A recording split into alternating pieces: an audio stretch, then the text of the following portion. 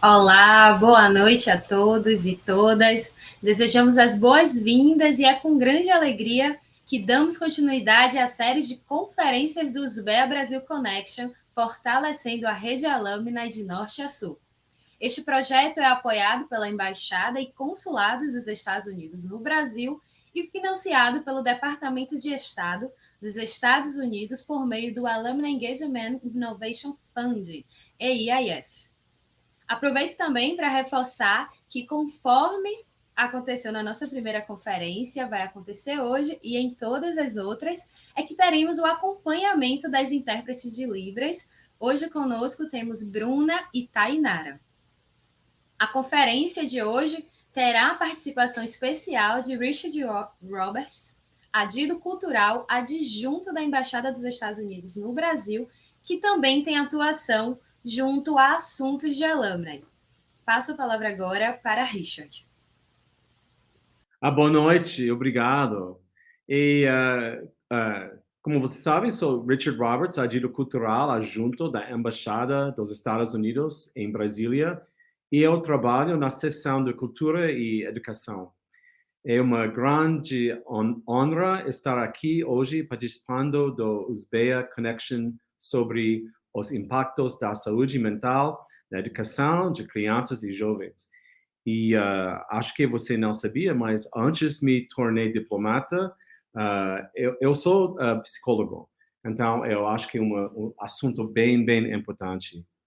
E também eu gostaria de agradecer também aos nossos excepcionais palestrantes, Viviana Santiago, participante do programa IVLP, Luciano Amorim, do programa Jovens Embaixadores, e Thais Dantas, do programa Community Engagement Exchange. Elas trarão suas perspectivas e experiências sobre este tema tão relevante e atual. E, claro, eu gostaria de aproveitar esta oportunidade para também agradecer ao USBEA Brasil por propor e organizar este evento tão significado. Sem o empenho e dedicação de vocês, não seria possível reunir palestrantes tão qualificados e interessados em compartilhar seus conhecimentos sobre a saúde mental na educação de crianças e jovens. Então, obrigado pelo seu trabalho árduo e pela parceria contínua com a missão diplomática dos Estados Unidos no Brasil. Obrigado.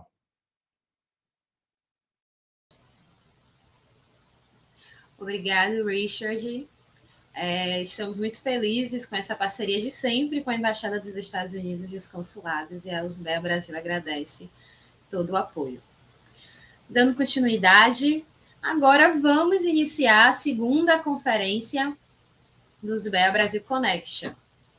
Bom, como vocês sabem, o projeto USBEA Brasil Connection ele é dividido em algumas etapas. A primeira foi o mapeamento de iniciativas alumni, e hoje, ao final da conferência, assim como fizemos na primeira, vamos revelar a segunda iniciativa premiada, e dessa vez será com a região Nordeste. Então, por favor, fiquem até o final. A segunda etapa do projeto dos USBEA Brasil Connection é exatamente a que está acontecendo agora, que são as conferências que resultarão em uma temporada especial do podcast Fala USBEA, que ainda será lançado, mas é o nome oficial do podcast da USBEA Brasil. Então, eu sou Cristiana Fernandes, eu sou de Salvador, Bahia, estarei mediando essas conferências, eu sou uma mulher negra, de cabelo cacheado, estou com um óculos quadrado, mais ou menos, estou com um colar de cordão e pedras brancas, marrons e amarela, com a blusa preta, num fundo marrom e uma cadeira gamer preta e laranja. Estou usando um batom vermelho escuro.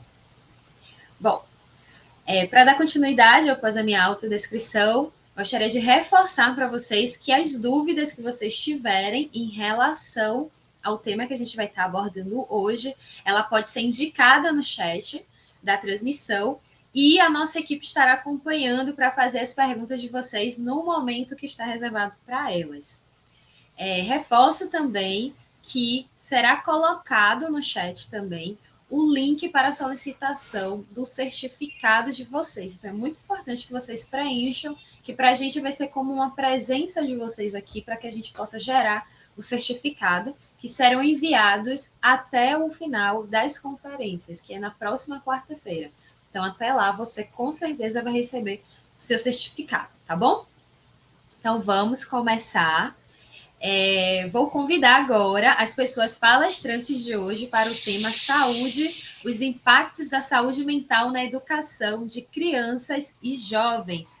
Sejam bem-vindas Thaís Nascimento e Viviana Santiago, e seja bem-vindo Luciano Amorim. Por favor, se apresentem, se autodescrevam e contem para as pessoas que estão aqui presentes quem são vocês, de onde vocês falam, qual programa Lâmina da Embaixada vocês participaram e qual a relação de vocês com o tema de hoje, né? Que é a educação, que é a saúde mental de crianças e jovens.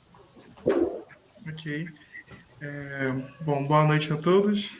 Eu sou Luciano Amorim, eu sou um homem cis pardo, com traços indígenas, tenho cabelo preto liso, uma barba de tamanho médio e eu estou usando óculos quadrados.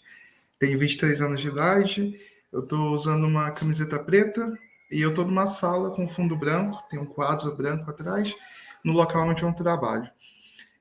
No momento, eu moro em Minas Gerais, mas eu sou natural do Pará, estado que eu representei no programa Jovens Embaixadores, em 2017.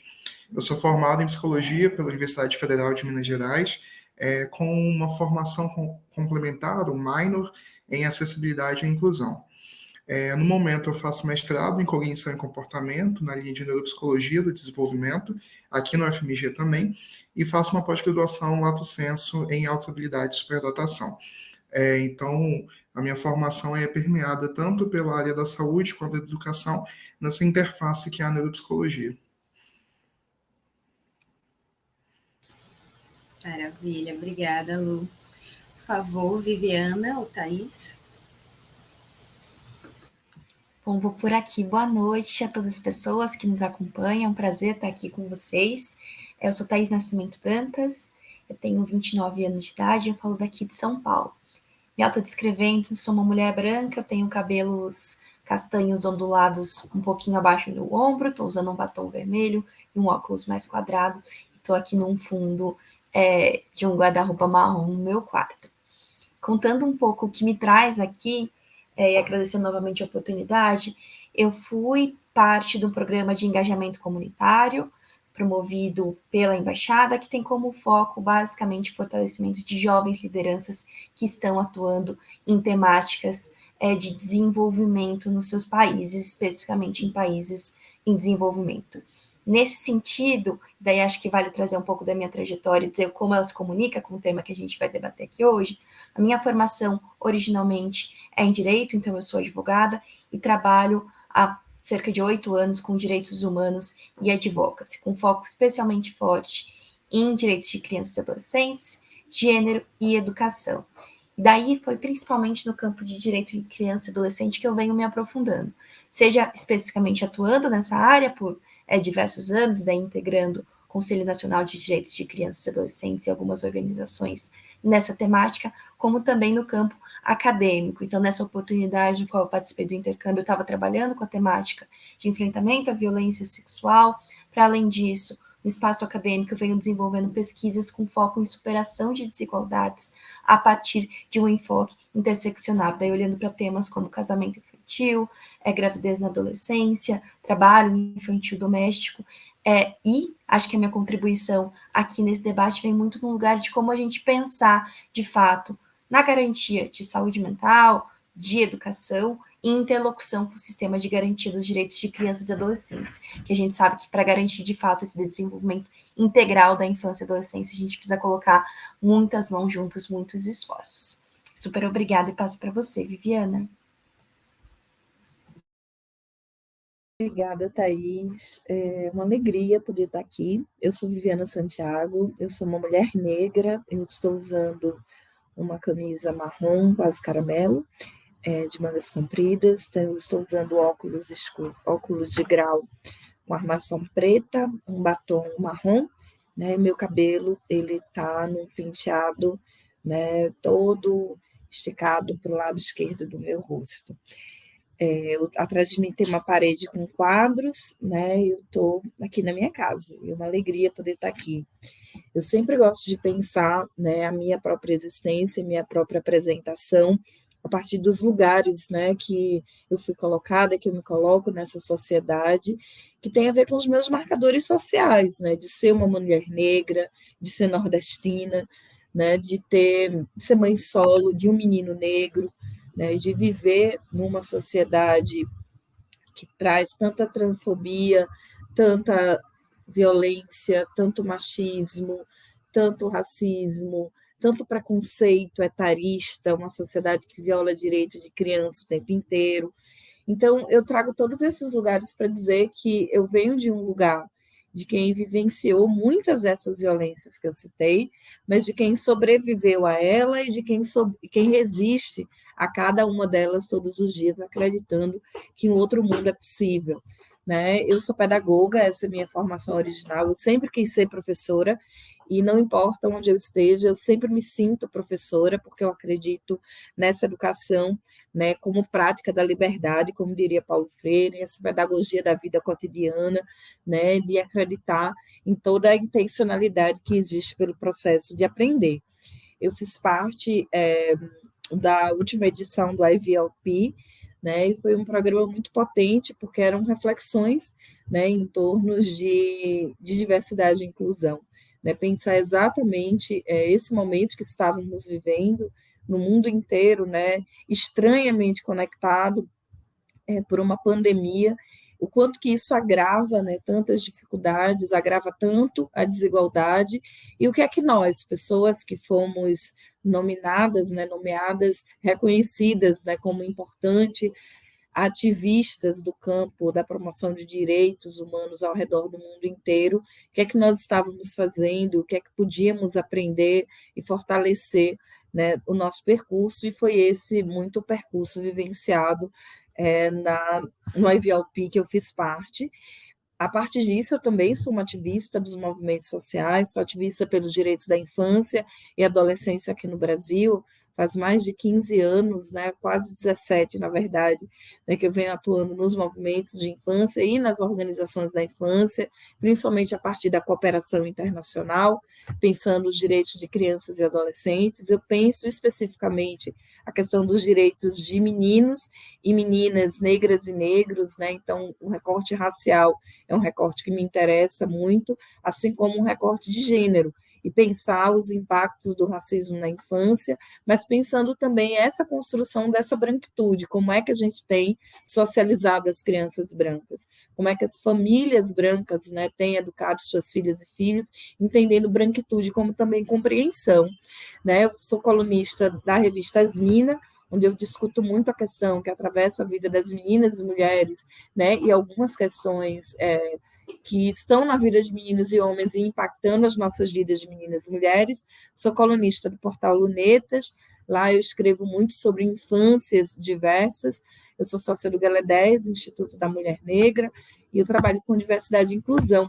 Né? Sou coordenadora de diversidade e inclusão numa instituição cultural, pensando, né, então, arte e memória como direitos, né, e pensando que esses direitos precisam ser acessados, e entendendo nesse contexto inteiro, né, como a gente precisa ser uma sociedade que cuida melhor de crianças e adolescentes, e como a desorganização, a desestruturação e a violência nessa sociedade afeta meninas, meninos e meninas aqui no Brasil. E é muito intencional isso que eu falei agora, espero que a gente possa ter a oportunidade de falar sobre isso. Também como a violência transfóbica afeta a vida de adolescentes e incide no incrível incremento do número de suicídio de adolescentes trans, especialmente no Brasil. Vai ser uma alegria poder estar aqui conversando com vocês. Obrigada, Viviana, Thaís, Luciano. Agora vamos começar a nossa rodada de perguntas. Bom, como que as desigualdades sociais e econômicas elas podem afetar as fases do ciclo vital, que é a infância e juventude, e, sobretudo, pensando isso no ambiente educacional?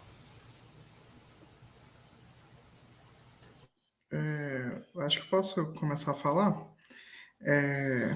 Eu, assim, aprendizagem, de um modo geral, é um processo dinâmico, né? Se a gente pegar tudo isso, somente a última fala agora, né, que foi da Viviana, é um processo dinâmico, ela é influenciada por diversos fatores. E isso se dá pela complexidade que é o próprio ser humano, né? Então, se a gente for analisar, se a gente pegar um estudante aleatório em uma cidade brasileira e analisar o dia da vida de um estudante que acorda cedo e vai para uma escola, a gente vai ver o impacto de múltiplos acontecimentos, desde a qualidade do sono até quem essa pessoa é, como ela se veste, como que a população ao redor lê a forma como ela se porta, como ela se veste, como ela se identifica. Então a gente vai vendo desde essa parte aí que é mais interna, mais pessoal, até aspectos do estilo de ensino do professor, da professora que vai dar aula para esse estudante, até a estrutura da escola onde essa pessoa está ali inserida. Então, quando a gente pensa num país como o Brasil, em que a desigualdade social permeia toda a vida de uma pessoa em diversas esferas, é de se esperar que tenha um efeito também no processo de ensino.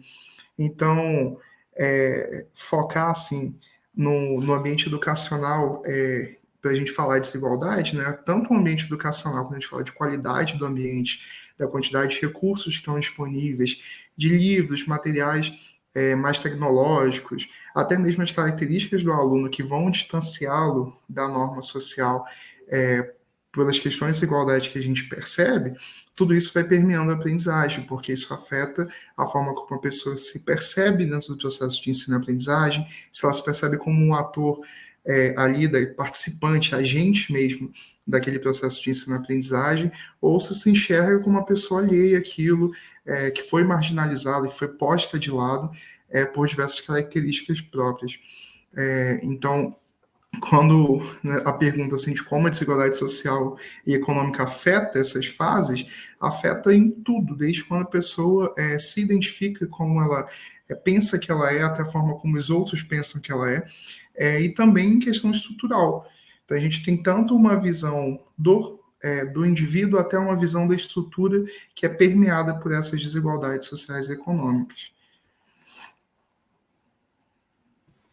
E acho que somando aqui o que o Luciano traz, de uma perspectiva importante de considerar, olhando para esse contexto de desigualdades estruturais, é que esses chamados marcadores sociais de diferença, então, raça, gênero, idade, renda, existência ou não de deficiências, às vezes até a faixa etária em específico, isso tende a ajudar a informar como a pessoa vai ter determinada experiência, muitas vezes como ela vai acessar esse direito, para a gente conseguir pensar de forma um pouco mais concreta a partir de alguns marcadores sociais. Então, por exemplo, a partir do gênero, isso vai muitas vezes influenciar o como uma menina vai vivenciar o acesso à educação, no sentido de que ela vai ter chances maiores de ter dificuldades relacionadas ao acesso e à permanência à escola por conta de questões relacionadas à pobreza menstrual. Então, o fato de ela estar ali determinado período do mês menstruando e muitas vezes não tendo acesso às condições dignas para passar por esse momento. Ou então, por conta do fato dela estar tendo que lidar com uma gravidez precoce, possivelmente não desejada. Isso tende a empurrá-la para fora da escola. Então, vocês conseguem perceber o quanto isso vai informar um pouco essa existência nesse lugar? Se a gente pensar também ainda no lugar de infância e adolescência. É também um outro marcador de raça, por exemplo, que vai dizer o como esse menino vai ser visto num contexto de aparente disputa interna dentro dessa escola. Então, como os conflitos vão ser enfrentados, como de fato há uma leitura de violência naquele lugar. Então, é importante ter essa percepção, porque há tanto num nível macro essas desigualdades estruturais que daí vão influenciar no ambiente de família, no ambiente de sociabilidade, como esses direitos são acessados. Quando a gente leva para o micro, então para uma escola, isso também está presente. E é especialmente importante pensar nessas duas frentes, porque a gente tem sempre a nível geral, e quando a gente pensa em legislação, em garantias que estão ali asseguradas, uma perspectiva de que toda criança, todo adolescente são absoluta prioridade absoluta, que eles devem ter sua proteção integral assegurada, mas, no geral, há um descompasso entre o que a gente vê ali assegurado e o que a gente percebe na prática. Então, para solucionar esse aspecto, é importante que haja esforços atentos a essas desigualdades estruturais para que elas possam, então, ser endereçadas. Isso está no nível de política pública e está no nível também das escolas, que são um dos principais microcosmos de sociabilidade de crianças e adolescentes. Para que a gente possa, de fato, e acho que é isso que talvez a gente consiga explorar um pouco mais nesse momento, para que a gente consiga endereçar essas questões também dentro da escola. Daí a gente vai explorar um pouco mais isso, né? Que tipo de práticas educativas que estão nesse lugar e que ajudam a endereçar essas desigualdades? De que maneira a escola se fortalece e se reconhece enquanto uma instituição que é parte de um sistema de garantia dos direitos de crianças e adolescentes, que conversa com o conselho tutelar, que conversa com a assistência social, conversa com o sistema de justiça para endereçar os desafios que estão ali colocados internamente. Porque se a gente não tiver sempre essa ótica atenta às desigualdades estruturais, tanto no nível teórico, mas também reconhecendo o quanto isso se aplica na prática, a gente não consegue, de fato, superá-los e daí garantir uma infância plena para crianças e adolescentes, o que certamente passa por uma garantia de mecanismos para assegurar a saúde mental para cada um delas e deles. Eu acho que essa pergunta ela é muito potente, né? Porque, enquanto pedagoga, eu sempre costumo dizer que quando a gente pensa na escola, uma coisa fácil da gente entender o que acontece na escola é pensar na seguinte imagem: chove lá fora e pinga aqui dentro.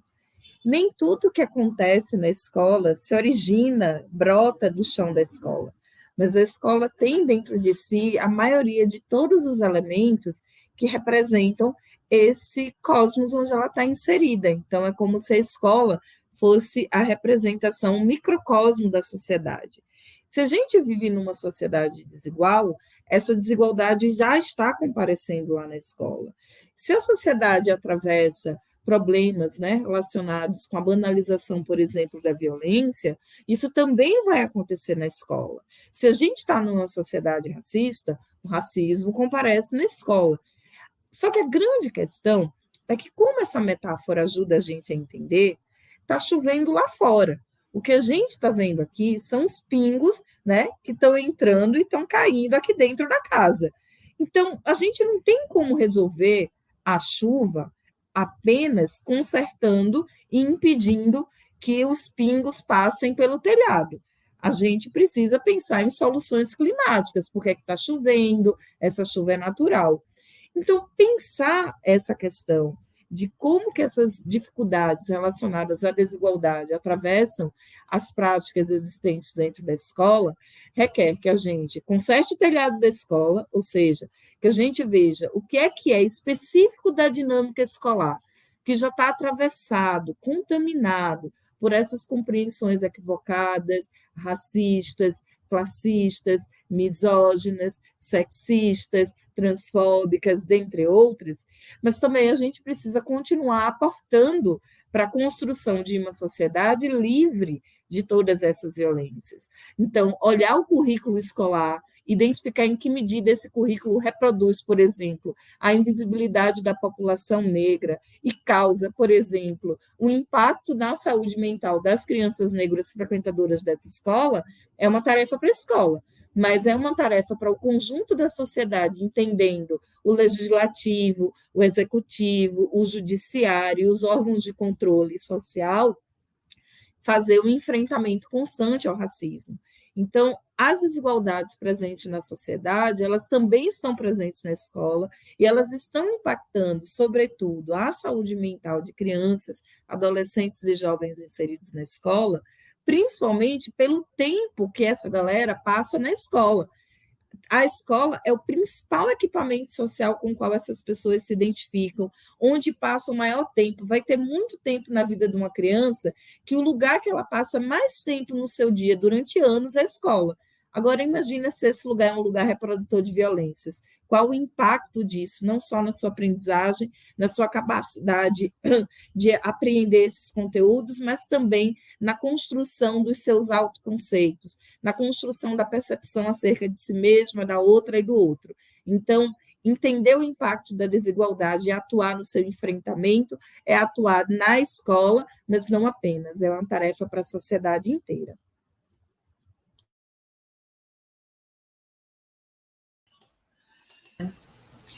Bom, o problema da saúde mental entre crianças e jovens, ela não é uma pauta recente, mas é inegável que a pandemia de Covid-19, ela agravou ainda mais essa situação.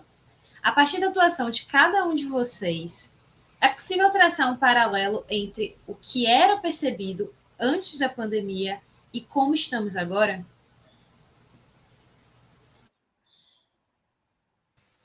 Acho que olhando um pouco para esse assunto, a gente fica muito com uma percepção, e os dados mostram isso, de que há um crescente desafio em relação à saúde mental quando a gente olha para crianças e adolescentes, mais especificamente para adolescentes. Obviamente que a saúde mental ela tem uma ampla gama e diversos sofrimentos que aparecem antes de um ato extremo, como o suicídio, mas os dados mostram que, de fato, há uma tendência crescente nesse sentido. Estava até dando uma olhada a partir de dados do Ministério da Saúde, e o que eles colocam é um número bastante preocupante em relação a esses casos de suicídios, olhando principalmente uma concentração ali na faixa de 15 a 19 anos, com mais de 6.500 casos. Então, a gente, de fato, tem um desafio muito grande colocado ali à mesa. E de que forma isso se dialoga, em alguma medida, com o contexto da pandemia?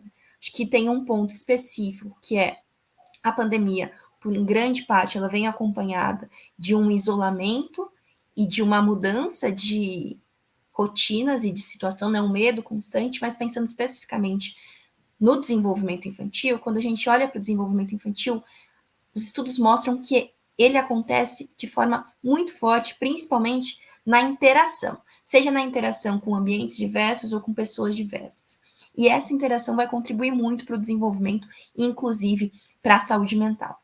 E nesse campo de desenvolvimento, e aqui vou fazer uma restrição específica para um olhar para a primeira infância, então para a faixa etária que vai do 0 aos 6 anos de idade, se fala muito do impacto do estresse no desenvolvimento infantil. Então, entendendo que tem um estresse que tende a ser positivo e natural, que é, por exemplo, um estresse no qual uma criança está lidando com uma novidade, primeiro dia na escola.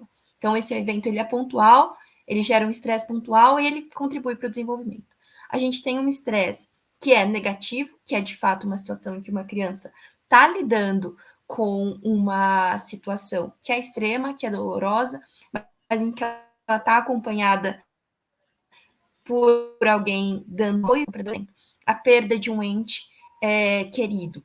Ela, de fato, causa um sofrimento, mas ela é algo que é pontual e depois você consegue orientar nesse lugar a partir de como lidar com o luto. E tem um terceiro momento, que é o chamado estresse tóxico, que é o estresse que se apresenta numa situação que às vezes a criança não consegue ter um apoio adequado de um chamado adulto de referência, então alguém com quem ela tem esse vínculo de afeto, e mais do que isso, uma situação que ela se permeia no tempo.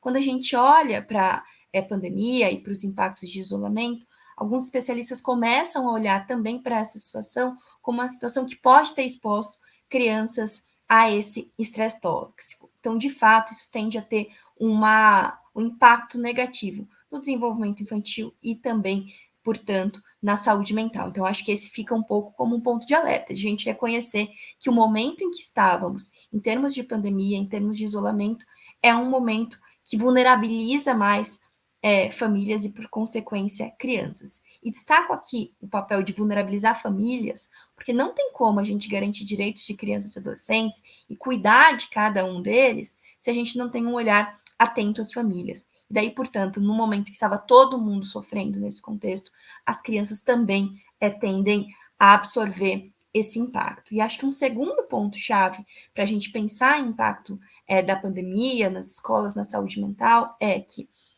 nesse contexto de isolamento, crianças e adolescentes passaram mais tempo em casa.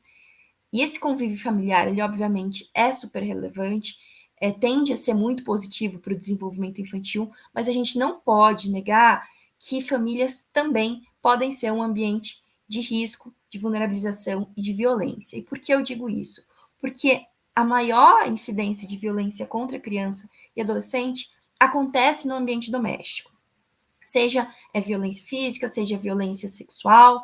E nesse contexto, por conta desse isolamento, muitas vezes as crianças estavam mais imersas nessa rotina e muitas vezes, infelizmente, encarceradas junto aos seus violadores, e com essa distância em relação à escola, que estava ali presente virtualmente. Sei que muitos professores e professores, educadores no geral, fizeram esforços gigantescos para continuar esse vínculo, mas não era a mesma coisa. Então, muitas crianças, seja por um desafio de conectividade, seja por um desafio de rotina, não conseguiam manter esse contato com a escola. E daí fica mais difícil também que essa escola intervenha num contexto de violência.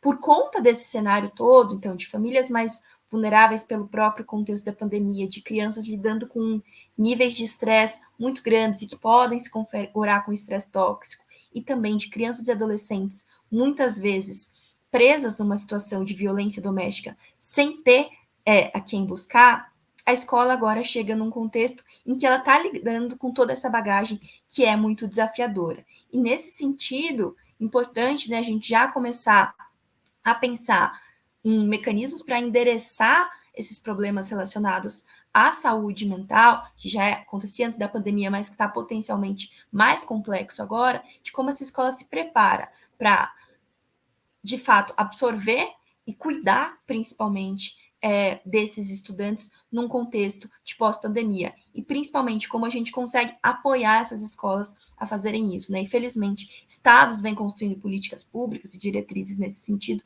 mas o fato é que a gente precisa ter uma percepção muito inequívoca de que crianças e adolescentes estão chegando com uma bagagem muitas vezes mais complexa por conta desse isolamento e também por conta de possíveis situações de violência que vivenciaram nesse espaço. Então, a escola construir uma relação mais próxima e mais acolhedora com esses estudantes é super importante.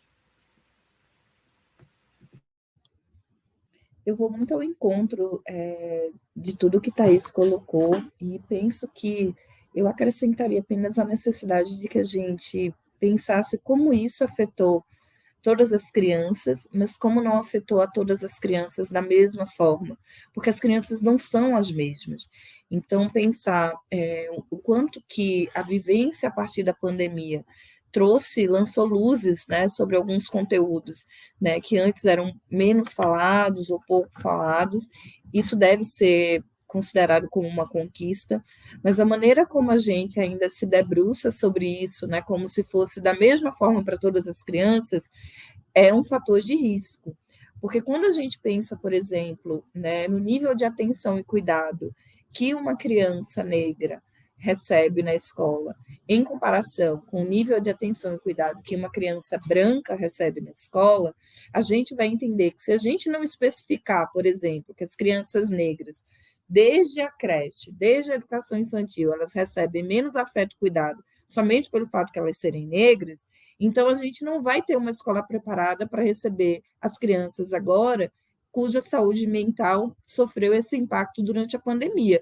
Se vai ter acolhimento, vai ser para criança branca, não para criança negra, porque essa já não era percebida como alguém merecedora, digna de cuidado. E a Eliane Cavaleiro está aí para dizer a gente, né, desde o Silêncio do Lar ao Silêncio Escolar, mais de 20 anos desse livro, e a realidade permanecendo inalterada. A maneira como a gente tem sistematicamente na educação praticado o racismo contra as crianças negras. E isso, muitas vezes, patologizando essas crianças, retirando essas crianças de lugares de cuidado, porque a gente vai trazendo os estereótipos, né, de que essa criança é a criança mal comportada, de que essa criança é a criança encrenqueira, de que essa criança é a criança que está ali só para causar problemas. E se antes era possível, né, e a gente tinha menos mecanismos de proteção, que fazia com que, então, muitas escolas sistematicamente expulsassem as crianças muito pequenas, mas negras, sendo expulsas da escola.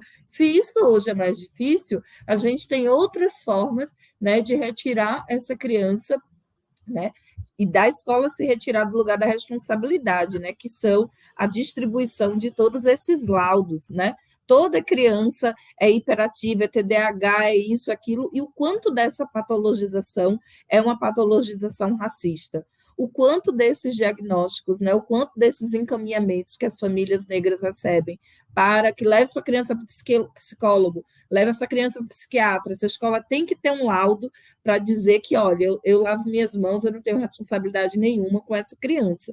E nesse contexto, a pandemia chamou a atenção para um isolamento muito maior vivenciado por essas crianças negras. Por quê? Porque são as mais pobres que tiveram mais dificuldade de continuar frequentando a escola, de continuar frequentando as aulas virtuais, às vezes um celular para 4 crianças dentro da casa, às vezes a maneira como essa criança frequentou as aulas na pandemia, né, era sentada com um celular encostado na garrafa de café, né, e ali essa criança passar todas aquelas horas assistindo a aula num pedacinho de celular, o impacto disso, né, na vida dessa criança, sem contar que abrir o vídeo, né, e se mostrar diante da câmera, seja pelas dificuldades de internet, ou seja pelas dificuldades de autoestima. A criança negra não abre. A pesquisa que nós fizemos no Galé 10, as meninas negras, o impacto da pandemia na vida das meninas negras mostra isso, né? O quanto que as meninas negras elas abriam a câmera muito menos por vergonha de serem meninas negras, por vergonha de ver a sua imagem projetada ali. Então, acho que isso incidiu no seu adoecimento. Reconheço que temos falado mais disso a partir da pandemia, mas é preciso uma análise interseccional, principalmente na construção das respostas, porque muitas agências, a sociedade de maneira geral tem uma tendência a perceber a criança como aquele ser homogêneo, e não, né, nas diversidades que são inerentes a todas as formas de ser criança no mundo, e que todas aquelas que não são, né, alinhadas com o modelo de criança socialmente estabelecido, né, como um modelo de criança que deve ser cuidada, deve ser protegida, estiveram muito mais desamparadas na pandemia e ainda estão, né, nesse retorno às aulas presenciais. Eu vou pegar gancho numa das coisas que a Viviana falou, para trazer até para um público que é o público com quem eu trabalho mais diretamente, que é o público das crianças com essas deficiências invisíveis, que normalmente não são reconhecidas facilmente, e que normalmente são só taxadas de qualquer coisa que vem na cabeça, de termos bastante pejorativos na maioria das vezes, e que são normalmente crianças com dificuldades específicas de aprendizagem, dislexia, discalculia, ou mesmo transtorno de déficit de atenção e hiperatividade, ou deficiência intelectual. Só que um ponto muito importante, e o que a Viviana falou, eu posso dizer porque eu vejo isso na prática, porque eu recebo os encaminhamentos das crianças, e é muito comum que as crianças negras venham com o encaminhamento pronto, sempre com uma resposta já da escola do que vai ser, e no processo de avaliação a gente percebe que não é aquilo, que tem muito mais impacto de questões como o próprio racismo, a criança que é retraída e aí já taxada de autista, quando na verdade ela não socializa, porque ela está num ambiente que reproduz essa violência o tempo inteiro.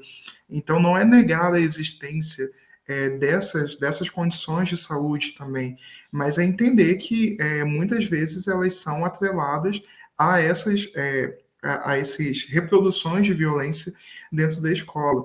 E se a gente não consegue separar isso, se a gente só fica taxando as crianças com transtornos, enfim, sem ter uma base de verdade para determinar isso, utilizando como critério os próprios preconceitos que existem dentro da escola, então a gente só está reproduzindo sem, de fato, intervir naqueles casos em que é necessária intervenção.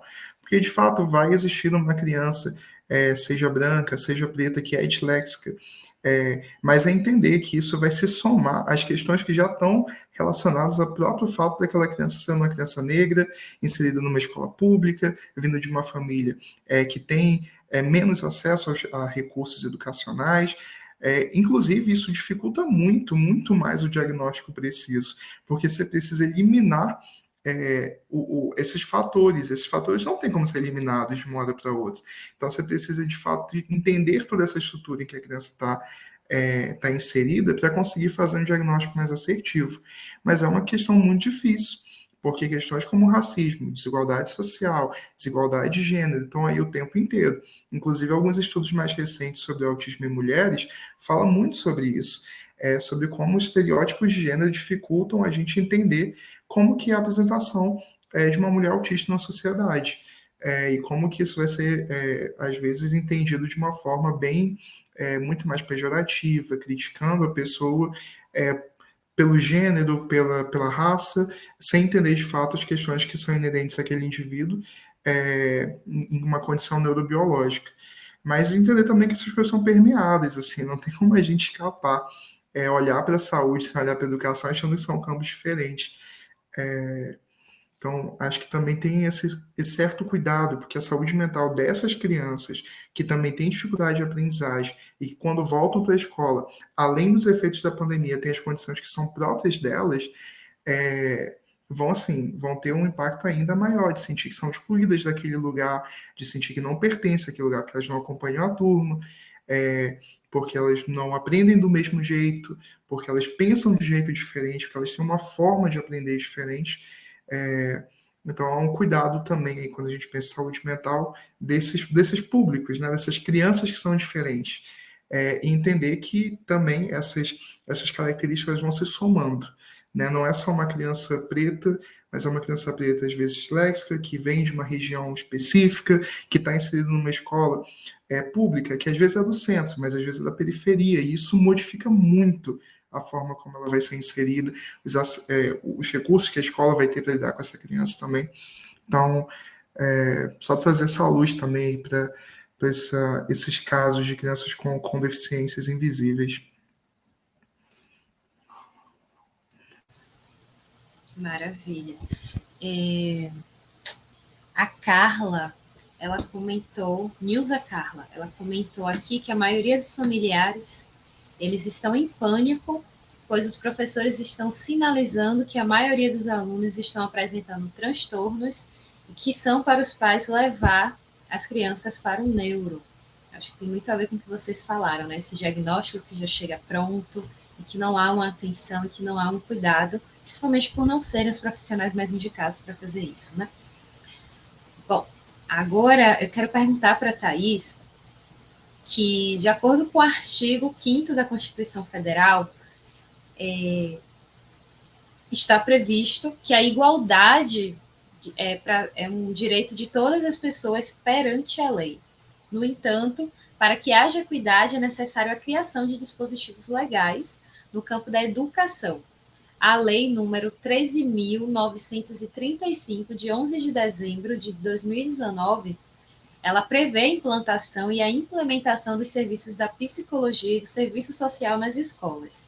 Existem outros dispositivos legais que assegurem a proteção e o cuidado com as nossas crianças e jovens? Existem algum órgão regulador sobre o cumprimento dessas leis e afins? Super importante esse ponto que você traz, Cristiana. Inclusive, às vezes até, né, resgatando algo que tende a ser distante da gente, que é o que a gente tem em termos de diretrizes, em termos legais, em termos constitucionais. E há essa previsão relacionada não discriminação, a previsão de fato relacionada à igualdade, que é um valor essencial da nossa Constituição, e isso se repete quando a gente está falando de crianças e adolescentes, falando que, inclusive, isso deve ser assegurado com absoluta prioridade a eles. E, para detalhar o que significa na prática essa prioridade absoluta de crianças e adolescentes, há o Estatuto da Criança e Adolescente, que vai, então, estabelecer diversas diretrizes para a aplicação desses direitos, e, inclusive, fixando que crianças e adolescentes precisam estar em primeiro lugar em termos de políticas, de serviços e de orçamento público.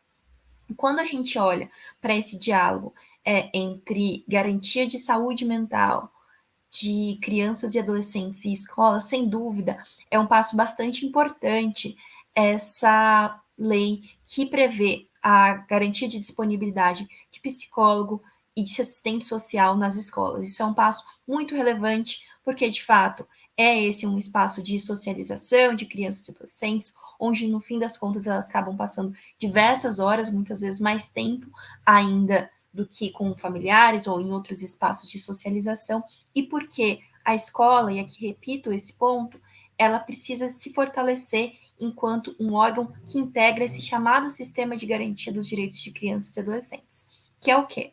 Uma infinidade de órgãos que, para dar alguns exemplos, Conselho Tutelar, Ministério Público, Centro de Referência em Assistência Social, equipamentos de saúde, que vão atuando conjuntamente para dar essa resposta preventiva e protetiva a crianças e adolescentes. Então, a escola precisa se fortalecer nesse lugar, e a presença de assistente social e psicólogo fortalecem esse aspecto, no sentido de, há um caso de um estudante em situação de risco, de violência, de vulnerabilidade, como eu consigo acessar esses outros órgãos para trazer uma resposta qualificada a esse caso em termos de uma intervenção via política pública? Como eu consigo, de fato, acolhê-lo e protegê-lo, para além de falar, isso que está acontecendo é complicado? Como a gente consegue dar essas respostas? Então, a presença desses profissionais é super relevante. Ao mesmo tempo, é importante lembrar que não tem bala de prata para resolver essa questão relacionada à garantia de saúde mental e proteção de crianças e adolescentes. E, nesse sentido, vale destacar diversas previsões, e daí vou falar em termos legais, mas que se refletem em termos de políticas públicas, que vão dar essa resposta no sentido de construir uma escola garantidora desses direitos. Então, começo aqui, para a gente ir da parte mais macro, olhando para a nossa lei, tanto para a Lei de Diretrizes e Bases de Educação, como também para a lei da chamada BNCC, Base Nacional Comum Curricular.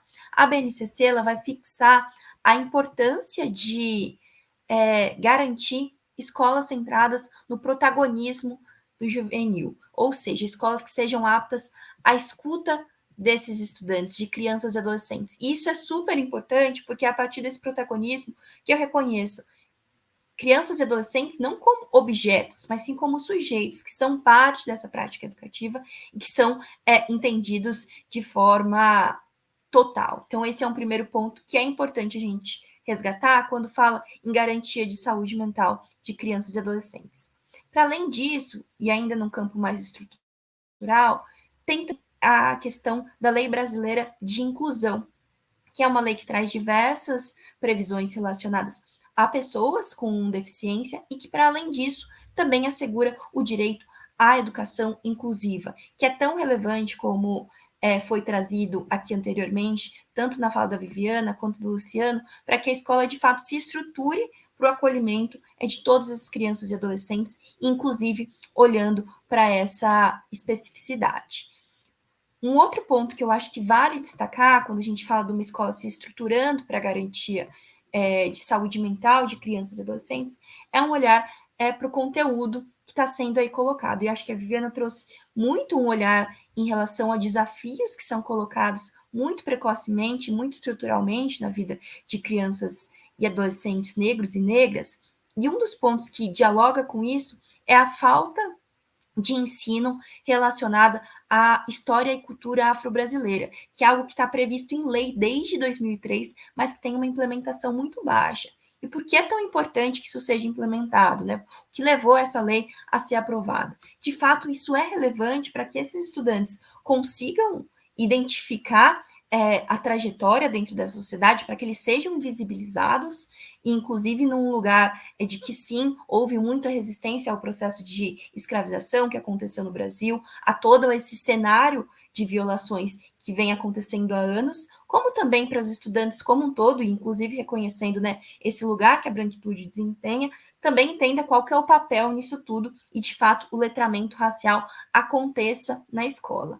Outros pontos que eu acho que valem destacar, também tentando fazer essa conexão entre o que está na lei e o que precisa ser aplicado quando a gente olha o cenário nas escolas, há também, há bastante tempo, desde 2015, a lei que institui o Programa de Combate à Intimidação Sistemática, que é o bullying, que basicamente fixa diretrizes para prevenção, responsabilização e reparação nesses casos. Então, para que, de fato, dentro da escola, haja esse ecossistema que seja de respeito entre os estudantes e entendendo que medidas ativas precisam ser tomadas para que isso aconteça.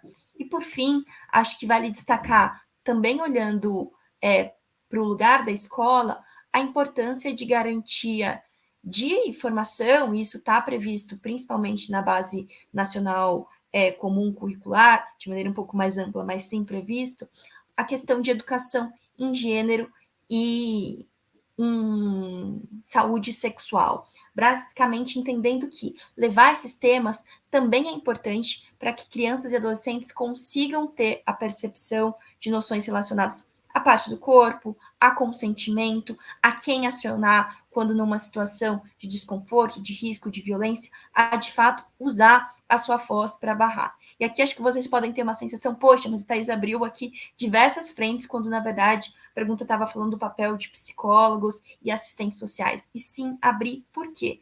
Porque é uma resposta que é construída para garantir direitos de crianças e adolescentes, para garantir a sua saúde mental, ela precisa ser sistêmica. Então, eu preciso garantir que estão sendo endereçadas questões relacionadas à educação inclusiva, pensando em estudantes com deficiência, ao ensino de história afro-brasileira, pensando nos estudantes negros e negros. Mas, para além disso, pensando em todos os estudantes que estão ali e que precisam ter, de fato, formação, acesso a esse conteúdo, convivência, troca de experiências. E que também, para endereçar a saúde mental, a gente precisa muito olhar para o tipo de relação que está sendo construído entre adolescentes, e por isso falando sobre a lei de bullying, e também para a proteção de crianças e adolescentes em face de violência doméstica e de violência sexual, destacando mais especificamente. Porque assim a gente consegue construir uma escola que é, de fato, olhando para esse desenvolvimento integral de crianças e adolescentes, garantindo todos esses aspectos,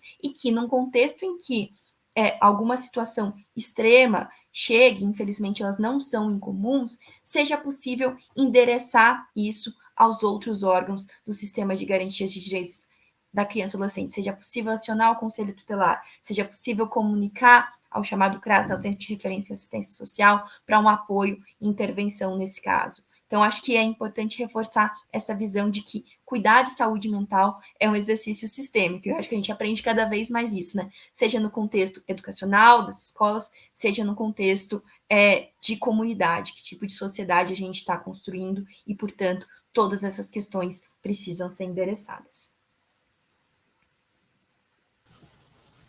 Obrigada. Luciano quer complementar a fala da Thaís, por favor, Luciano. Eu só queria trazer um ponto, porque Thaís falou dessa inserção, né, de um estudo sobre a toda a herança cultural que a gente tem, e também sobre o racismo que acaba vindo junto, né, quando a gente pensa em pessoas pretas no Brasil. Mas eu também queria chamar a atenção porque daqui a pouco a gente vai estar vivendo o Dia dos Povos Indígenas. E, assim, a quantidade de violências que vão ser reproduzidas nas escolas pela falta de conhecimento, de cuidado, de sensibilização sobre as pautas das pessoas indígenas, assim, vai ser aterrorizante. A gente vê isso todos os anos, isso vai acontecer.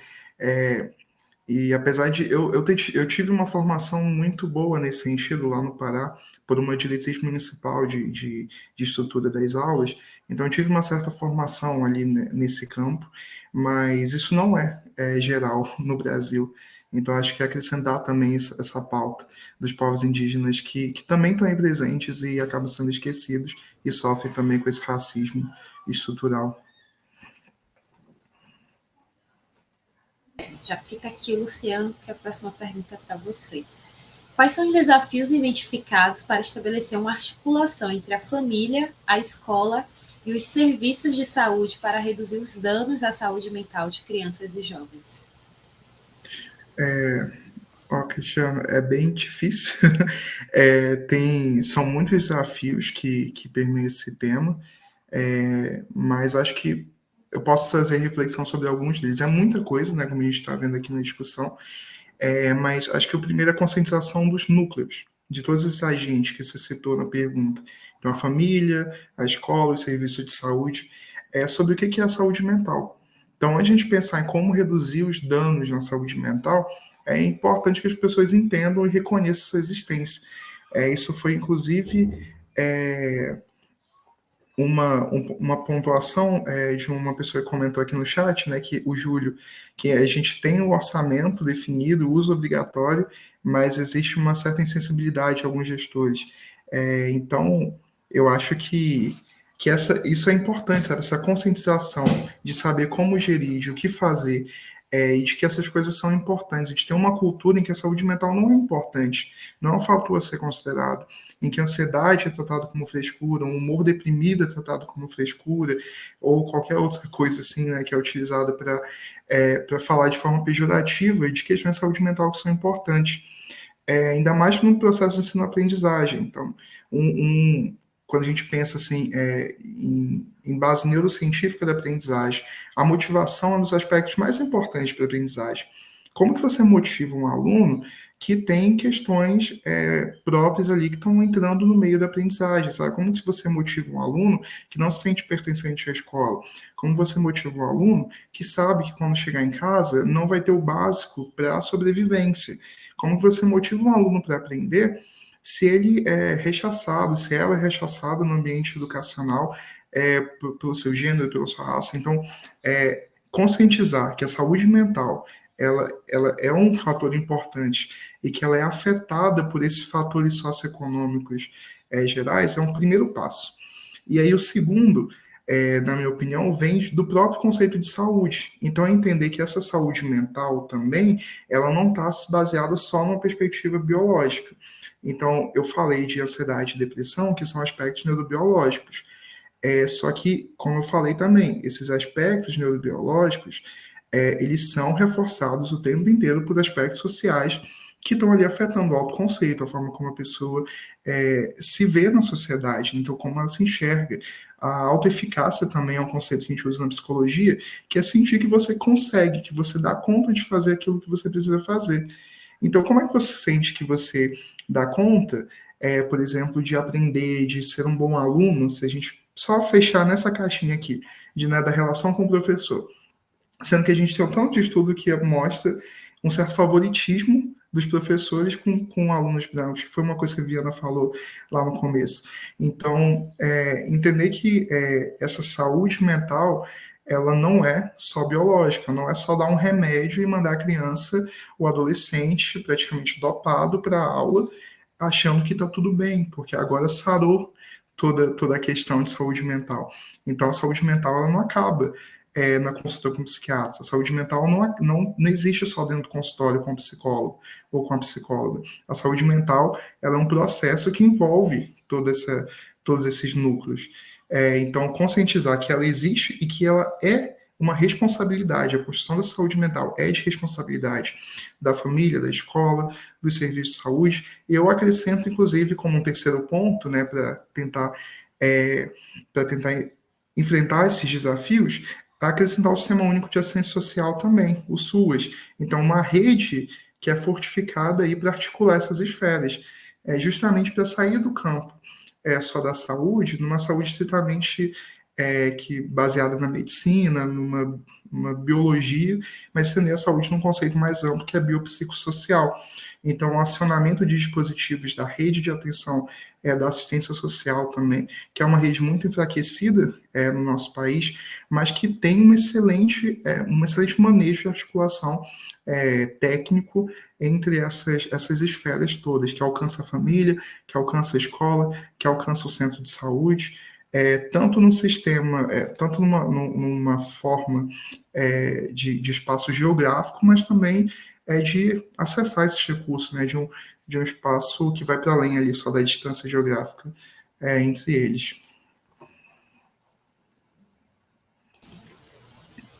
Maravilha.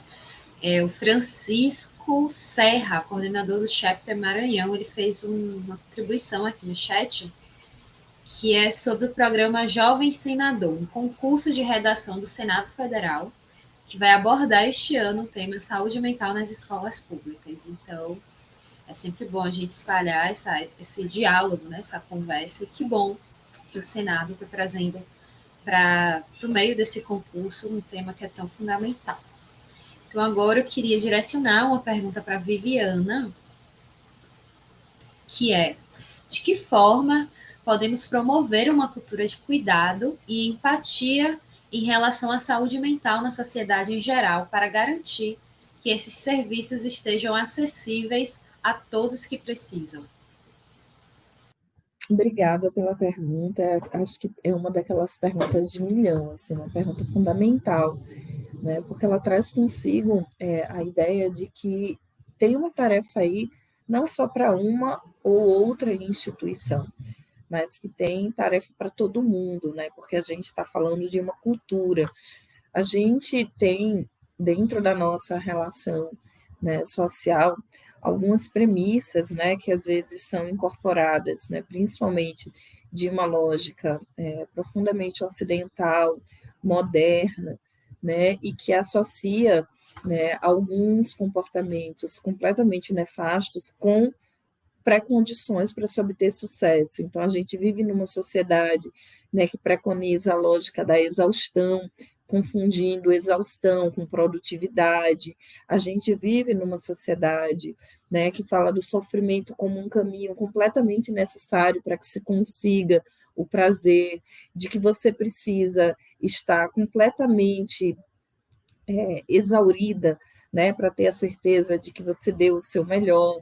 Então, a ideia, né, de estar sempre puxando as pessoas pelo limite, indo ao limite, explorando, quase que explodindo o limite, é uma ideia muito comum na nossa sociedade.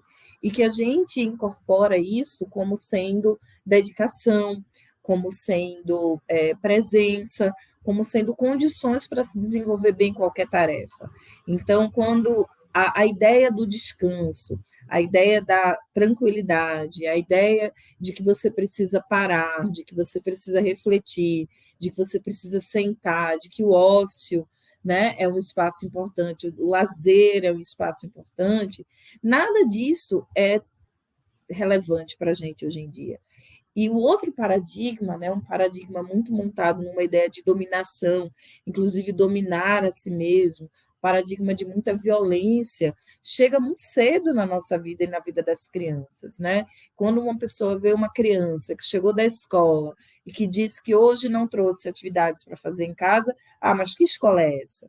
Né? Que escola é essa? Que essa criança ela precisa estar ocupada, essa ideia de que a gente tem que estar completamente ocupada até cair desmaiada na cama na hora de dormir, é uma ideia que está na nossa vida de pessoas adultas, ela atravessa o nosso modelo de sucesso profissional. Quando é que você se sente bem?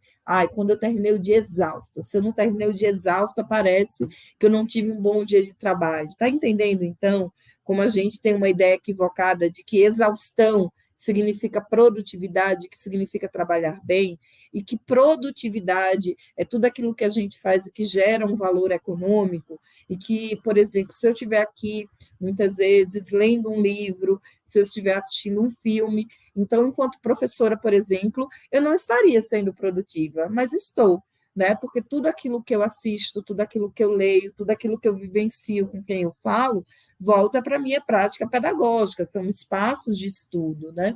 Então, pensar dessa forma ajuda a gente a entender uma tarefa que a gente tem de revisitar, né, e de construir um outro paradigma do que é que significa produtividade, do que é que significa a gente construir socialmente na nossa cultura e que não esteja, né, tendo na sua base o submetimento dos nossos corpos, da nossa vida e do corpo e da vida do outro e da outra a um padrão de exploração, né, que começa na infância, com a gente super ocupando as crianças, né? Como que a gente tem hoje uma busca, né, principalmente, né, nas famílias de classe média alta e de mais alto poder aquisitivo, para completamente preencher a agenda de uma criança. E aí a gente vai vendo essa mesma busca por repetição, porque é isso, se essas crianças que têm melhores condições, elas estão vivenciando isso, então eu não vou deixar minha criança para trás. Então, tudo aquilo que a gente vê nos espaços de alto padrão, daqui a pouco tempo, a gente vai ver dentro das periferias, dentro das comunidades, as tentativas de reproduzir essas mesmas lógicas hegemônicas a partir da sua capacidade financeira. Mas o que importa é essa criança ela tem que ser ocupada. Então, a criança faz inglês, então a criança faz esporte, então a criança faz oficina disso, oficina daquilo, daquilo outro, e ninguém está buscando a saúde. O que a gente está buscando é transformar essa criança, apostar ou ter melhores condições de acreditar, né, que essa criança ela vai ser muito mais produtiva, ela vai render mais. Então, a principal tarefa que a gente tem é de acolher, né, outros modelos de funcionamento, acolher calma, acolher diálogo, acolher contemplação, acolher o tempo da reflexão, entender o tempo da pausa, né? Eu sou de matriz africana e a gente diz, né, que quem é do orixá Oxóssi é que o caçador entende o tempo da flecha, porque Oxóssi só tem uma flecha para poder acertar. Então, a espera, a escuta, a calma, a atenção, são valores afrocentrados, né, que eles podem ensinar muito a uma sociedade que vem de uma base moderna, que expressa uma colonialidade do saber, uma colonialidade do sujeito que é profundamente adoecedora. Esses modelos que a gente tem de sucesso, de funcionamento mental, de como é que a gente constrói, são todos modelos que foram trazidos, né, para as Américas, né, e também para a África, né, e para a Ásia, nos processos de submetimento e de dominação colonial. Então, eles atravessam e destroem toda uma lógica nativa, né, toda uma lógica que está aqui, né, dos povos originários, que precisa ser resgatada, né, da gente respeitar e estabelecer uma outra relação com o tempo. Né? Para mim, que sou de matriz africana, tempo é Deus, tempo é orixá, né? E a gente aprende a cultivar o tempo, a gente não quer dominar o tempo, né? Porque o tempo, né? A gente serve ao tempo, não é o tempo que nos serve, porque nada acontece fora do tempo. Mas como que é a relação, né, que numa cultura completamente ocidentalizada a gente tem com o tempo? Que o tempo é sempre escasso, que nunca dá tempo para tudo, que a gente tem que correr para dominar o tempo. Então, eu acho que a nossa tarefa, enquanto sociedade, é a busca, né, de valores outros, né, como dizemos, numa perspectiva decolonial, e esses valores outros são valores ancestrais, são valores dos povos originários, são valores dos povos africanos, são valores de quem esteve aqui primeiro, antes da invasão, e que foram completamente atropelados, substituídos, né, por valores que hoje provocam tanto adoecimento. Então, uma busca a essa origem é uma busca da sociedade inteira e que se repercutirá na escola. Né? Aí a escola tem uma vantagem, né? Porque hoje muitas e muitas escolas têm práticas, né, de recuperar esses valores ancestrais, né, e incorporá-los na vivência de crianças e adolescentes, como bem Luciano mencionou. Obrigada, Viviana. Bom, para finalizar e a gente chamar as perguntas do pessoal que está assistindo, que já temos 3 aqui esperando para ouvir vocês. Primeiro eu queria falar a última pergunta, que não é um exagero, né? Quando a gente diz que as crianças e os jovens, eles são o futuro da nação. Então, como que podemos cuidar deles de uma maneira melhor? O que vocês aconselham que nós, pessoas que são tutoras, e também, enquanto sociedade, profissionais nas mais diversas áreas, podemos contribuir para que a gente alcance esse lugar? Acho que olhando para essa temática, acho que é um ponto que sempre tentamos trazer de crianças e adolescentes são futuro, quando a gente pensa em construção de capital social, mas acima disso, crianças e adolescentes são presentes, elas estão aqui agora e estão vivenciando, né, esses desafios estruturais que a gente trouxe, esses desafios em termos de saúde mental. Por isso é tão importante a gente ter essa garantia olhando para eles enquanto sujeitos de direitos, para além desse olhar que continua sendo comum do ponto de vista de investimento para a sociedade como um todo. Então, como a gente conjugar essas duas coisas ao mesmo tempo? E nesse sentido, é super importante recuperar algumas coisas que estão em termos de diretrizes aqui para o nosso país. Um dos primeiros pontos, quando a gente olha para criança e adolescente, é um olhar para a responsabilidade compartilhada. Então, a gente quer que eles tenham proteção integral, que eles sejam, de fato, prioridade absoluta. Isso é tão desafiador que, para isso, é necessário uma soma de diversos esforços. Então, o poder público, por meio dos seus 3 poderes, legislativo, executivo, judiciário, as famílias, a sociedade, as comunidades como um todo precisam somar esforços. E é nesse contexto em que acho que a escola entra de maneira tão significativa, tanto pensando como essa organização que está ali no campo de políticas públicas, então faz parte do poder público atuando na defesa de crianças e adolescentes, mas também num lugar em que ela está numa interlocução com a família, porque, de novo, repito, não tem como a gente cuidar de crianças e adolescentes sem cuidar das famílias ou de quem sejam os seus cuidadores. É preciso ter esse olhar que olha para as diversas gerações, para os diversos sujeitos intrincados nessa relação que se constrói em torno e junto com a criança. E isso sendo colocado, também é importante, acho que teve uma presença muito grande desse tema, desde o início aqui de todas as falas, nesse olhar de como a gente consegue construir respostas que estão olhando para vulnerabilidades sistêmicas, para esses desafios de desigualdades estruturais. Como quando a gente pensa em respostas, a gente consegue endereçar questões relacionadas a gênero, a raça, a situação de renda, situação social, presença de deficiência, a questão indígena, então tudo isso precisa ser colocado e precisa ser nomeado. Eu acho que a Vivi foi muito certeira em colocar esse ponto de como, se a gente não endereçar isso de maneira muito concreta, talvez a gente continue seguindo nessa lógica de, caminhos comuns generalizados para a infância e adolescência que não conseguem dar resposta a essas especificidades. E acho que isso vai quase que no contexto macro, né, de qual é o tipo de narrativa, de guia, de valores que precisam estar, então, direcionando a nossa atuação em defesa de direitos de crianças e adolescentes. E daí, pensando um pouco mais no micro, nesse lugar que você fala, o que a gente consegue fazer enquanto sujeitos que estão, em alguma medida, envolvidos nesse dever de cuidado com a infância e com a adolescência. Eu acho que é um ponto que parece básico, mas que no fim das contas não é, porque como também foi trazido aqui, a gente é empurrado a uma vida que é bastante automatizada, que é bastante guiada pela lógica de produtividade, mas de fato olhar e escutar essas crianças e adolescentes, pensando que eles não podem ser colocados num lugar de objeto, eles são de fato sujeitos que estão ali construindo conjuntamente, que a escuta de cada um deles faz muita diferença para a construção dessa saúde mental desde o começo de vida e para a sociedade como um todo.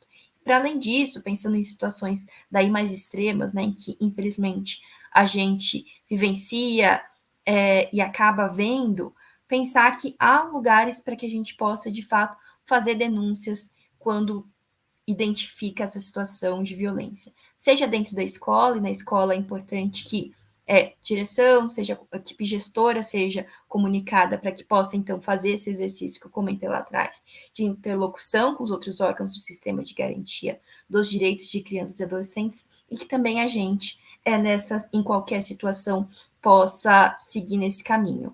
E acho que um primeiro caminho é, de fato, ter visibilidade de quais são os órgãos disponíveis na nossa localidade. Eu acho que o caminho sempre mais fácil para a gente começar a se desse lugar de tomar a responsabilidade, de tomar ação, é conhecer o Disque 100, que é o Disque Direitos Humanos, por quais é possível fazer denúncia de violações nesse sentido, e a partir disso a gente consegue ter alguma visibilidade.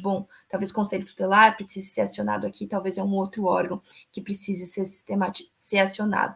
Então, acho que a resposta ela vai tanto de como a gente consegue olhar de maneira mais ampla para todos esses desafios que estão colocados à mesa e que já impactam a infância e a adolescência, e pensar também que há um grau de autorresponsabilidade que a gente precisa agir quando colocados perante a essa situação de violência. Porque, de fato, saúde mental é um desafio gigantesco quando a gente fala enquanto sociedade, enquanto país, e quando a gente olha para a criança e adolescente, isso se torna ainda mais desafiador. Então, se a gente de fato quer avançar nesse sentido, é super importante que essas respostas das diversas frentes, pensando numa escola que está mais próxima, que está mais preparado para lidar com crianças e adolescentes, esteja presente, mas que também políticas públicas sejam acionadas e cobradas nesse sentido, pensando no nosso papel enquanto cidadãs e cidadãos, e do mesmo modo que também denúncias sejam feitas quando a gente percebe que há uma situação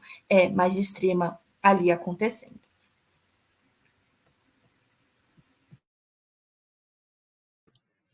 Eu queria acrescentar um conteúdo que seria muito aquele conteúdo que eu sei que às vezes nós, né, quando somos professoras e professores, a gente fala muito de um lugar de dizer, mas meu Deus, agora eu vou ter que ser psicóloga, advogada, assistente social, astronauta, tudo um professor tem que ser, né? Porque as pessoas têm uma tendência a esse processo que eu gosto de chamar de pedagogização, né, da sociedade, né? De que tudo o povo quer sacudir para dentro da escola e que a escola resolva, né? Mas eu aprendi ao longo dos anos a dizer de que a escola ela não vai resolver, não tem que resolver, mas a escola tem que saber lidar, e que não é porque a gente está negando, né, esse conteúdo que ele vai como que por um passe de mágica desaparecer, né? Sabe quando as crianças pequenininhas elas fecham os olhinhos e elas acreditam, né, que elas ainda não têm essa noção de conservação, como elas não estão nos vendo, nós também não as estamos vendo, né? Não é isso que acontece, né? A gente, na verdade, é exatamente o contrário. A gente precisa, a gente não está dizendo que é obrigação da professora, do professor ser psicóloga, psicólogo, não, mas a gente está dizendo que uma vez que esses problemas estão na escola, que esses desafios estão na escola, não seria melhor que nós contássemos com recursos para poder lidar com os mesmos, né? E aí eu acho que o primeiro recurso é a sensibilidade de saber que esses problemas sim estão na escola e que atravessam a infância e que atravessam a adolescência.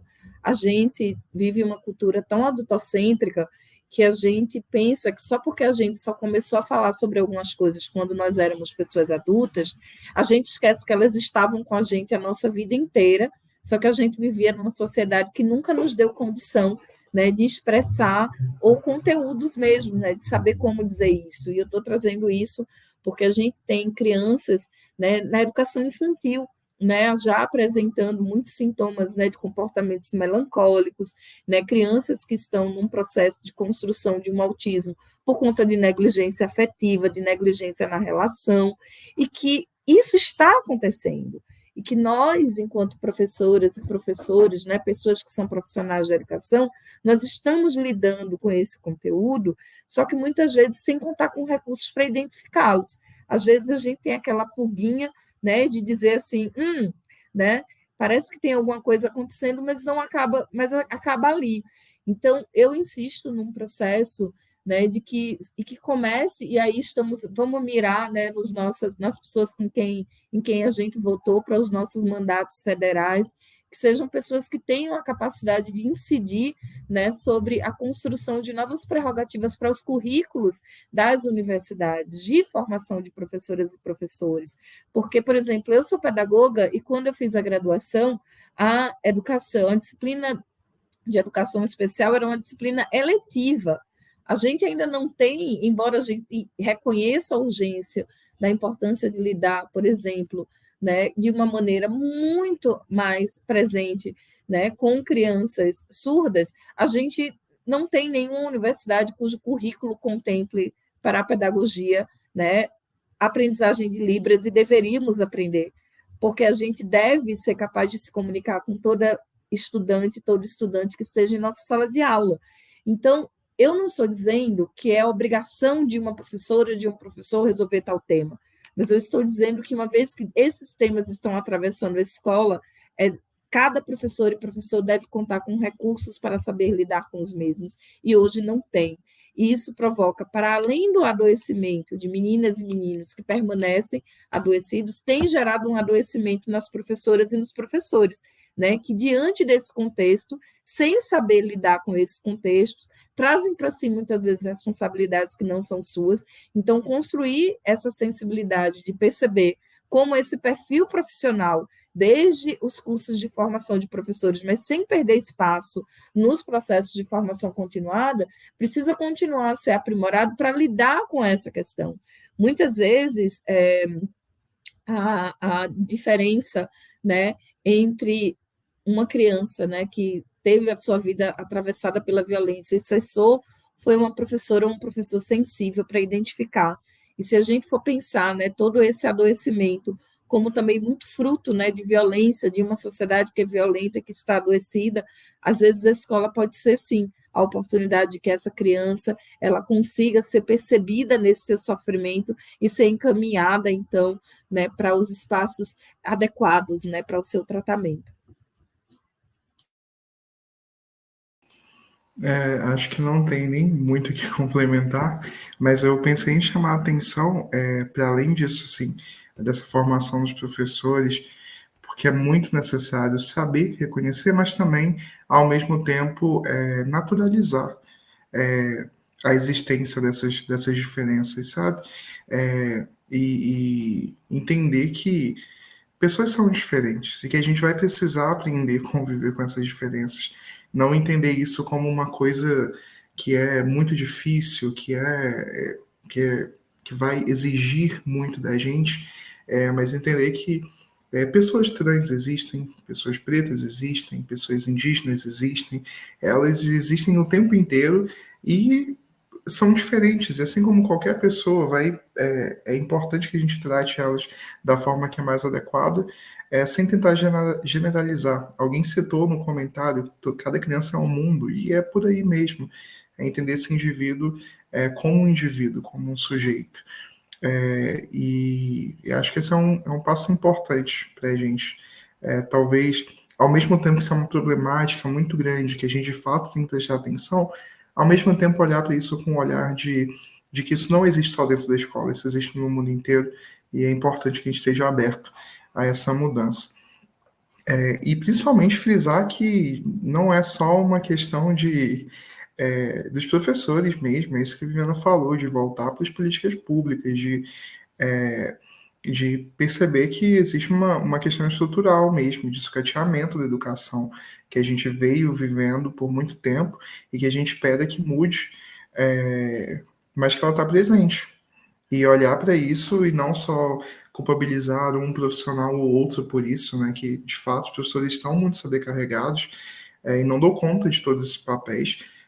Então, responsabilizar também esses outros agentes aí, políticos que fazem, constroem também a educação do nosso país.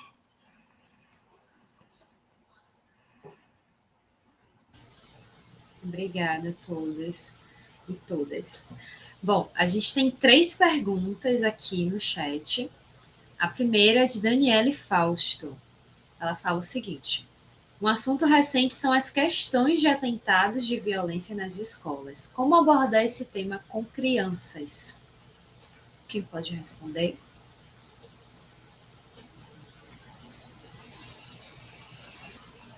Eu vou começar, mas eu queria muito a complementação de outras pessoas, por isso que eu vou falar bem pouquinho. Acho que o tema é a gente entender que tudo que acontece, né, na nossa vida em sociedade, né, as crianças elas estão percebendo. Talvez elas não estejam interpretando, né, da maneira mais precisa possível. E é por isso que acolher a criança, acolher essa pergunta, trazer esse conteúdo para perto é muito importante, para que a gente possa mediar a maneira como a criança está construindo a sua percepção desse conteúdo. Então, a gente tem os ataques, a gente tem a violência, a gente tem o bullying, né? E às vezes a gente diz, não vamos nem falar sobre isso para não gerar pânico, mas a gente não isola ninguém de receber notícia. A melhor aposta sempre é a gente, em roda, conseguir mediar a construção dessa percepção, a construção desse sentido que essa criança está atribuindo a tudo isso que está acontecendo, né?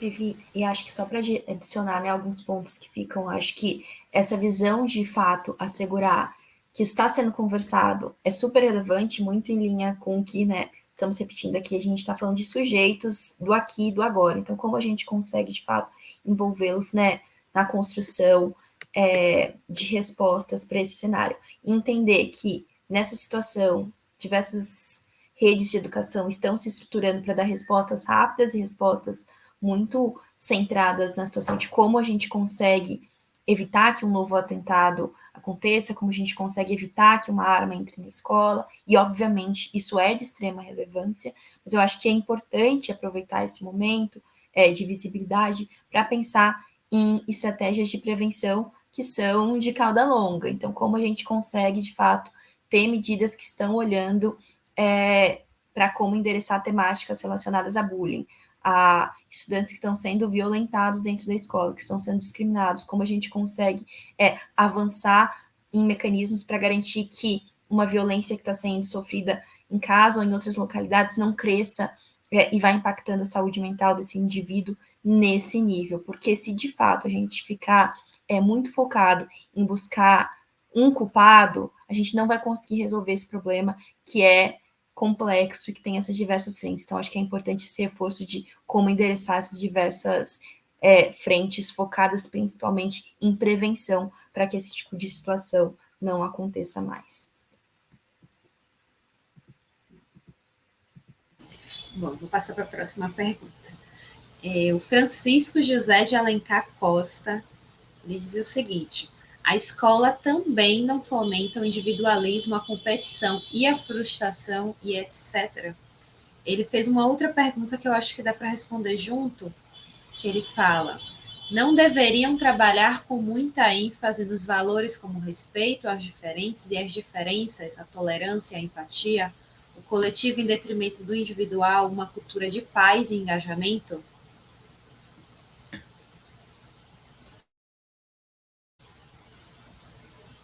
Pode ser o Lu para responder essa?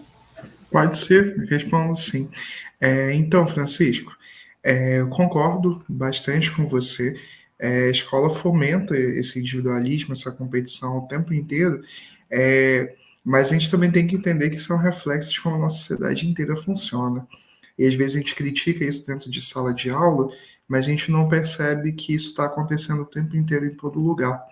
Essa cultura que desrespeita aquilo que é diferente, aquela pessoa que não acompanha o que é a norma, né? O mundo é feito inteiro para a média da população.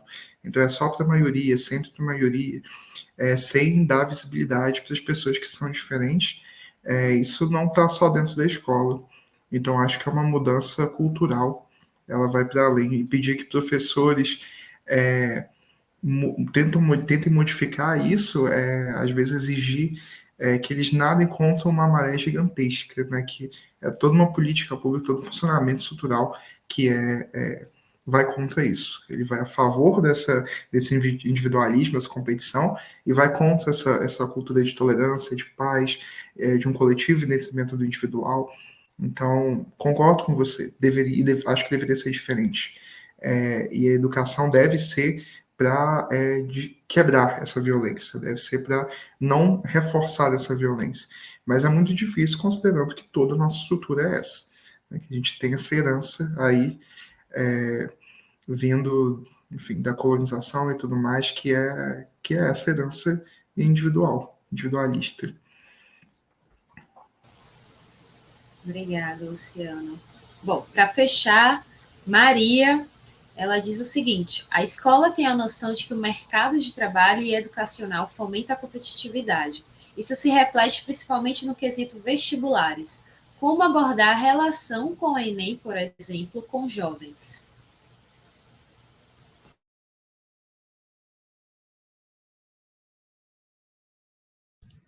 Eu acho que é pensar, eu acho que o nosso desafio aí, de novo, é uma tarefa que não é só da escola, é uma tarefa do conjunto da sociedade, né? Essa lógica, né, de que o processo de preparação ao longo da vida que a gente vivencia na escola, ele só tem um objetivo, que é preparar a gente para desempenhar uma função no mercado de trabalho.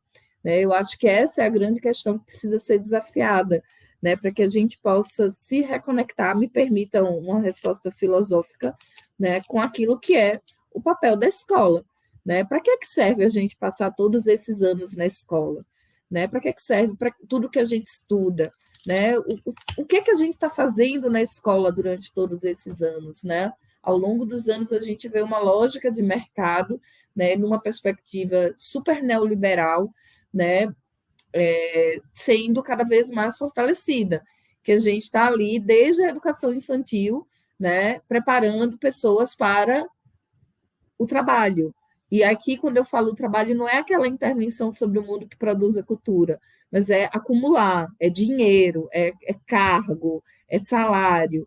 Será que não tem outra lógica? E sem querer, a gente vai percebendo o quanto que o caminho, a jornada da criança na escola, ela vai sendo marcada por esse objetivo. Eu daria uma resposta filosófica aqui, que eu acho que a gente precisa disputar, né, qual a função social da escola mais uma vez, e entender uma função social que vai para muito além, né, da preparação para o mercado de trabalho, porque é extremamente contraditório que, ao mesmo tempo que a gente fale de um mundo do trabalho cada vez mais dinâmico, mais inovador e blá, blá, blá, que a gente consiga pensar numa escola que ela tem que formar X perfil profissional.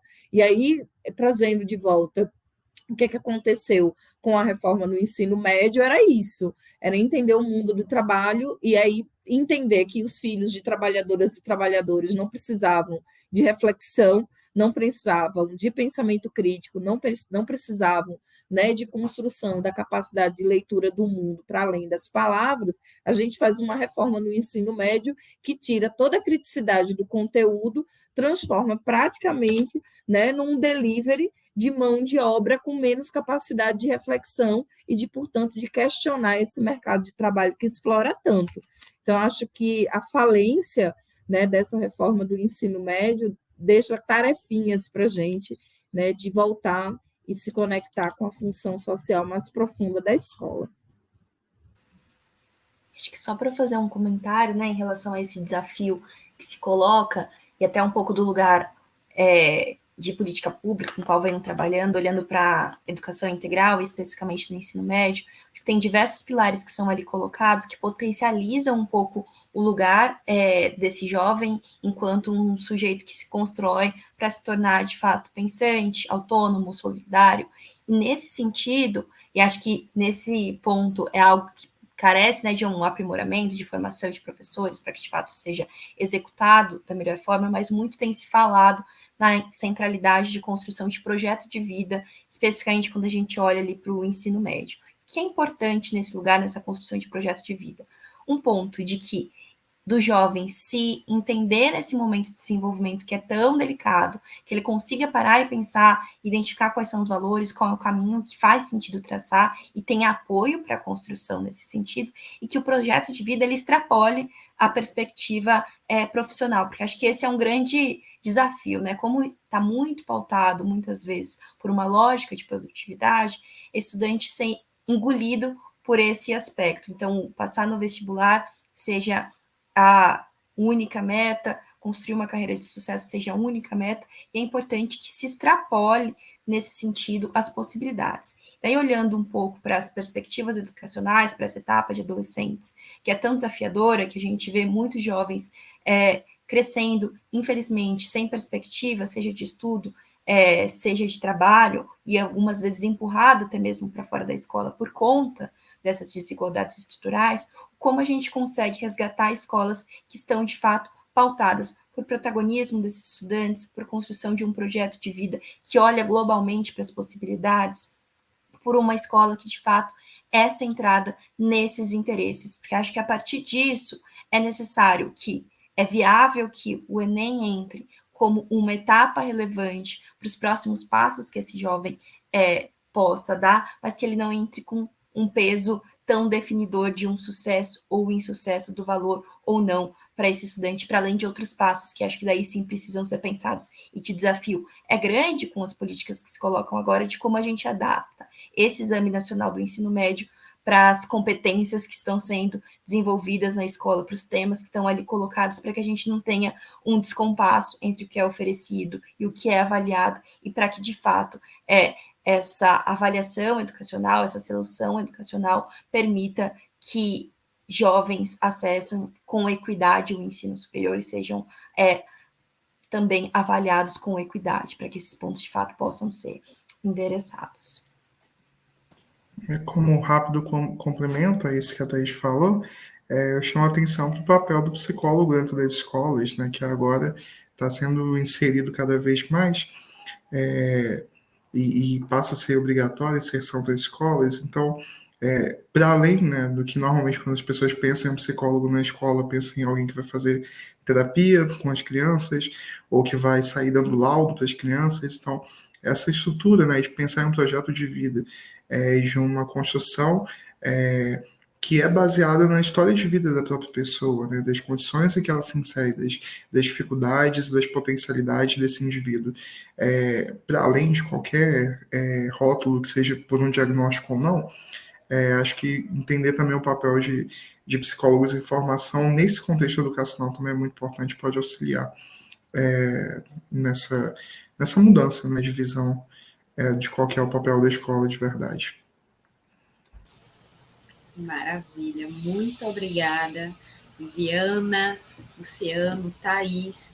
Eu queria só chamar a atenção aqui para o que Samantha Aquino falou no chat. Ela falou que ela tem muito orgulho da mãe, porque ela cursou graduação em pedagogia e pós-graduação em psicopedagogia, e que ela sempre esteve preocupada com quem nunca teve voz. Então, a gente meio que amarra tudo isso que a gente está falando aqui também da saúde mental, porque ela vai além desse espaço que é dado para se perceber as individualidades. Eu acho que as colocações de vocês foram incríveis. Ainda bem que vai ficar salvo, ainda bem que vai virar um podcast, porque aí dá para a gente voltar, escutar tudo novamente. Então, muito obrigada mais uma vez, Luciano, Thaís, Viviana. E as observações de vocês, mediante as perguntas abordadas, foram extremamente esclarecedoras. Não é à toa que o chat não parou durante o bate-papo inteiro. Então, muito obrigada. Agora, como eu comentei no início do nosso bate-papo, chegou o momento da gente dar o resultado da iniciativa que foi premiada na região Nordeste. E para isso, eu vou chamar a nossa gestora de projetos, Larissa Darcy. Olá, pessoal. Deixa eu só remover aqui. Muito obrigada, Cris. Foi um evento incrível, né? Acho que está todo mundo sendo preenchido aqui de informações tão essenciais para essa sociedade que a gente tem cada vez mais lutado para construir, né? Bem, vou seguir aqui para ser bem breve, sei que a gente passou um pouquinho do tempo. E reforçando, né? Eu estou gestora de projetos da USBEL Brasil e sou de Pernambuco, tá? Vou fazer já minha autodescrição bem rápida e em seguida eu dou algumas informações para a gente fazer a revelação da iniciativa selecionada da região do Nordeste. Eu sou uma pessoa de pele branca, uma mulher de pele branca, com cabelo na altura do ombro, com cachos, na cor cobre, um ruivo na cor cobre com pequenas mechas rosas na ponta. Estou usando uma blusa em verde tom piscina, um tom parecido com um tom de folha. E atrás de mim, eu estou na minha sala, tem uma parede de tijolinhos brancos e um vaso de uma planta pendurada numa arte de macramê. Bem, já me descrevi e agora eu vou estar passando algumas informações sobre a região do Nordeste, essa região tão rica, né, que a gente acaba também rotulando em algumas, apenas em algumas informações, mas ela tem muito do que trazer. E, bem, a primeira informação que eu gostaria de trazer para vocês é que no Nordeste, o estado do Ceará ele concentra as 10 melhores escolas do Brasil, do 1º ao 5º ano. Isso é a informação do IDEB de 2021, tá? Além disso, no Nordeste, a gente tem o maior parque tecnológico do Brasil, fica no Porto Digital, localizado em Recife, aqui bem perto de mim. E, terceira curiosidade, antes de falar de fato qual foi a segunda iniciativa selecionada, é que a cientista baiana Jaqueline Góes foi uma das responsáveis por sequenciar o genoma do coronavírus no Brasil. Então, é tão importante a gente reforçar essa pluralidade da nossa cultura, do nosso país, e reforçar os destaques do Brasil, né?